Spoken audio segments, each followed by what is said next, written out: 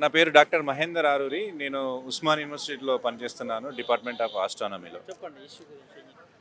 ఇది గత 12 యూనివర్సిటీలో కాంట్రాక్ట్ అధ్యాపకులుగా పనిచేస్తున్న 1180 మంది ఇష్యూ అండి ఇది. గత 20 నుంచి 30 సంవత్సరాలుగా పనిచేస్తున్నారు. వాళ్ళ శ్రమని అన్ని యూనివర్సిటీలకి అంకితం చేశారు.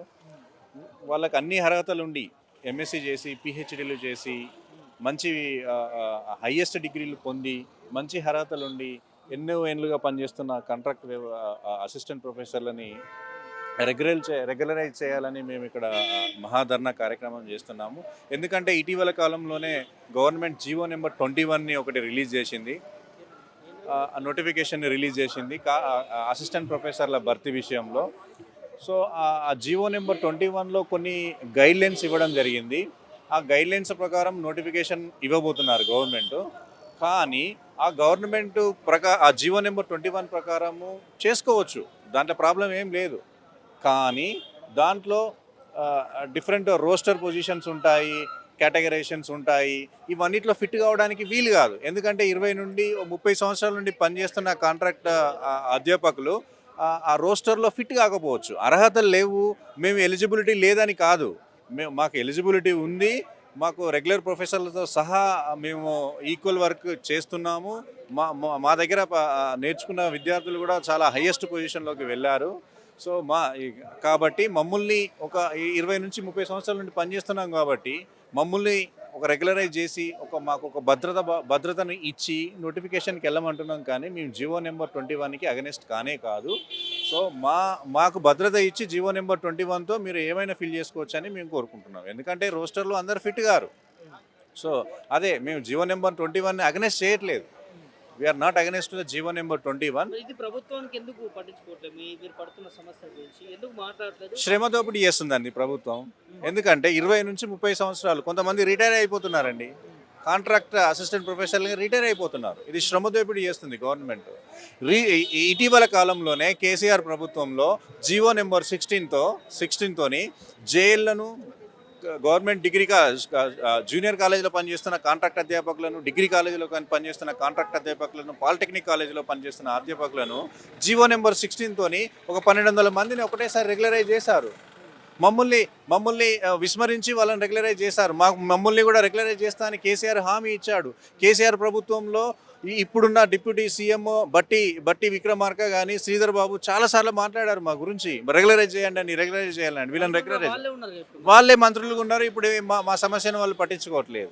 ప్రతిపక్షంలో ఉంటే ఒకలాగా ప్రతిపక్షంలో ఉంటే ఒకలాగా మాట్లాడుతున్నారు, అధికారంలోకి రాగానే ఇంకొకలాగా మాట్లాడుతున్నారు.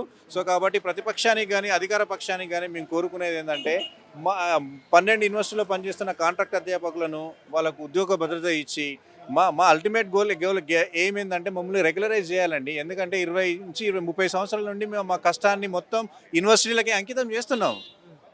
కాబట్టి మమ్మల్ని రెగ్యులరైజ్ చేసి మాకు భద్రత భావాన్ని ఇచ్చి తర్వాత నోటిఫికేషన్కి వెళ్ళిపోవచ్చు అని మేము ప్రభుత్వాన్ని చాలాసార్లు ముఖ్యమంత్రిని కలిసి ప్రయత్నం చేశాము. ఇప్పటివరకు అపాయింట్మెంట్ రాలేదు. కానీ వివిధ ఎమ్మెల్యేలను కానీ మంత్రులను కానీ చాలాసార్లు కలవడం జరిగింది.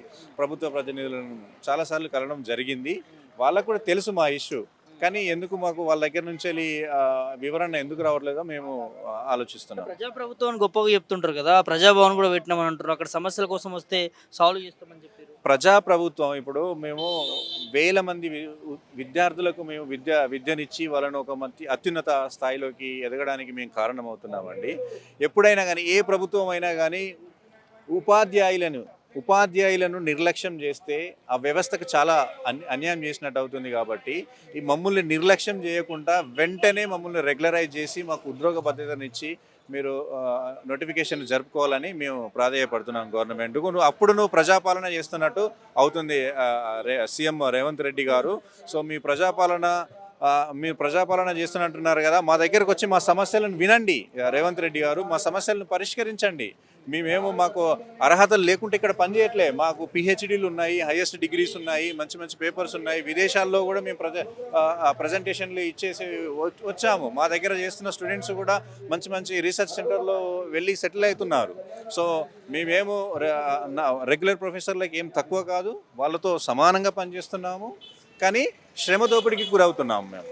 తక్కువ తక్కువ పే స్కేల్తో మేము మా మా మా మా మా కుటుంబాలను గడపడానికి చాలా ఇబ్బంది పడుతున్నాం కాబట్టి సమాన వేతనం అంటూ మీరు సమాన సుప్రీంకోర్టు ఇచ్చిన ఆ తీర్పు ప్రకారం సమాన పనికి సమాన వేతనం ఇచ్చేటట్లు చూడాలని సీఎం రేవంత్ రెడ్డిని నేను రిక్వెస్ట్ చేస్తున్నాను.